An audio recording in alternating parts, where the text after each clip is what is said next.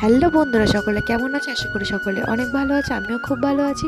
তো চলে আসলাম আমরা এখন আছি শ্রী মহাপ্রভু চৈতন্যদেবের জন্মস্থান মেন মন্দির দর্শন করার পরে তারপরে চলে আসলাম পিছনের দিকে এই নিমবৃক্ষ দেখতে। নিমবৃক্ষর পাশেই একটি মন্দির আছে, যেটি মাতা সচীদেবী ও পিতা জগন্নাথ মিশ্রের একটি সমাধি। তারপর ওখান থেকে চলে গেছিলাম সোজা শ্রী শিবাস অঙ্গনে। মায়াপুর ইস্কন মন্দিরে ঘুরতে আসলে তোমরা অবশ্যই জানবে যে মায়াপুরের আশেপাশে অনেক ছোট ছোট মন্দির আছে, যেটা দেখতে দেখতে প্রচুর সময় লাগে আর সব জায়গায় ফোন ক্যামেরা অ্যালাউ করে না। ভিডিওটি বেশি বড় করছি না, ছোটোর মধ্যে তোমাদের সঙ্গে সবকিছু শেয়ার করার চেষ্টা করছি। বর্ষায় চলে গেছিলাম মায়াপুর শ্রী চৈতন্য মঠ। তো গেটে ঢুকতেই দেখছিলাম এই কাকুটা বিস্কিট বিক্রি করছিল।